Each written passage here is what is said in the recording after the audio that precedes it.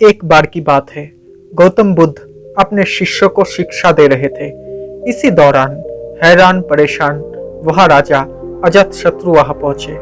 उन्होंने गौतम बुद्ध को प्रणाम किया और कहा, हे प्रभु, जब मैं आपका शिष्य नहीं बना था तब मैं निर्दयी था। सब मुझसे डरते थे, मेरी इज्जत करते थे, लेकिन मैं जब से आपका शिष्य बना हूँ तब से लोग मेरा शोषण करने लग गए हैं। हर कोई मेरी शांति का गलत फायदा उठा रहे हैं।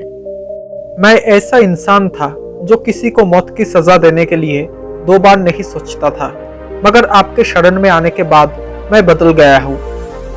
मुझे पहले की तरह गुस्सा ही नहीं आता, पहले की तरह किसी को सजा देने का मेरा मन ही नहीं करता। लेकिन मेरा दया, मेरा शांत स्वभाव मेरे लिए मुसीबत बन गया है। मेरा अपने देश पर शासन करना मेरे लिए बहुत मुश्किल होता जा रहा है।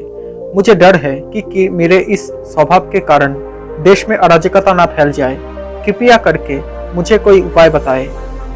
बुद्ध समझ गए कि राजा की परेशानी क्या है। उन्होंने राजा को एक कहानी सुनाना शुरू किया। एक गांव था।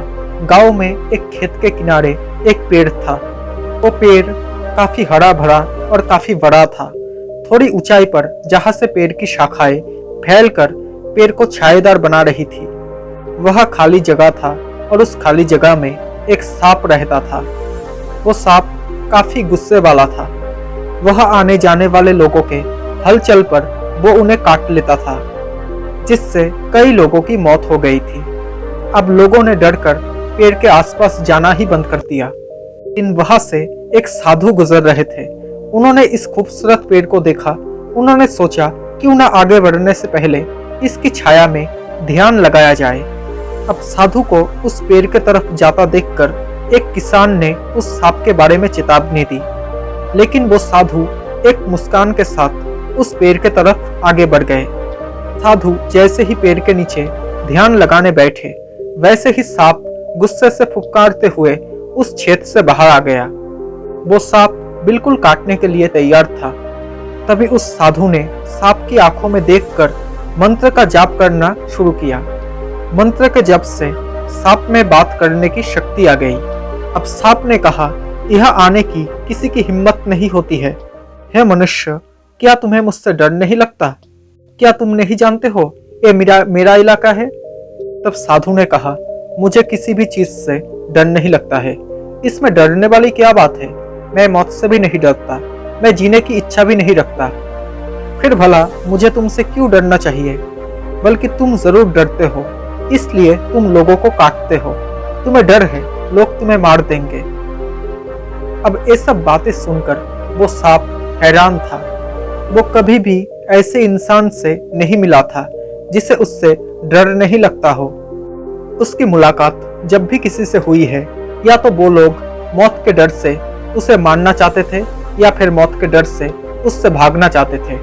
अब वो सांप साधु के पैरों से लिपटकर बोला, अब सच कह रहे हो। आज तक मैंने जितने लोगों को काटा है उसका एक ही मकसद था कि मैं जिंदा रह सकूं। अब उस साधु ने करुणा भाव से कहा, तुम सच बोल रहे हो मेरे दोस्त, लेकिन ये मत भूलो कि एक दिन ये जीवन खत्म हो जाएगा और जिसे एक दिन नष्ट ही हो जाना है उसके लिए किसी की जान ले लेना उचित नहीं है। साधु की बातों का सांप के ऊपर बहुत बड़ा प्रभाव पड़ा। उसने तय किया कि अब वो किसी को नहीं काटेगा। लेकिन जब सांप ने लोगों को काटना बंद कर दिया, तब उसका परिणाम उल्टा ही निकला।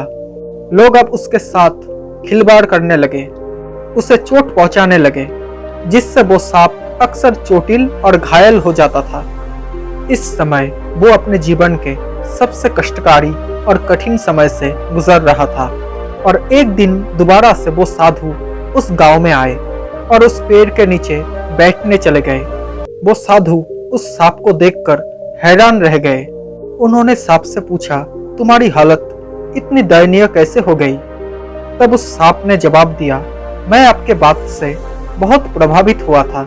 मैंने तय किया कि मैं किसी को नहीं काटूंगा और तब से लोगों ने मुझे चोट पहुंचाना शुरू कर दिया। तब उस साधु ने उस सांप से कहा, तुम मेरी बातों का गलत मतलब समझ बैठे। मैंने तुम्हें काटने से मना किया था, लेकिन आपने आत्मरक्षा में फुफकारने के लिए मना नहीं किया था। ये कहानी राजा अजातशत्रु को सुनाने के बाद बुद्ध ने राजा से पूछा, कहीं आपने भी तो मेरे उपदेश का गलत मतलब नहीं निकाल लिया? आप अपने गुस्से वाले स्वभाव का त्याग करो, लेकिन अपने कर्तव्यों को मत भूलो। आप बाहर से कठोर बनकर राजा का कर्तव्य पूरा करो, ताकि राज्य में सभी को आप अनुशासित रख सको, किसी को भी असुरक्षा महसूस ना हो। इसके लिए आप अंदर से साधु बने रहो। तो दोस्तों, इस कहानी से हमें यही सीख मिलता है कि आप अच्छे बनो, लेकिन किसी को अपनी अच्छाई का फायदा मत उठाने दो। तो दोस्तों, आपको ये कहानी कैसी लगी? आई होप अच्छी लगी होगी। अगर अच्छी लगी हो तो प्लीज़ इस चैनल को सब्सक्राइब करके नोटिफिकेशन बेल आइकन को ऑन कर लेना, ताकि जब भी मैं ऐसा कोई वीडियो बनाऊँ तो सबसे पहले आप तक नोटिफिकेशन पहुंच जाए। Thank you so much guys for watching this video. Stay happy, stay blessed.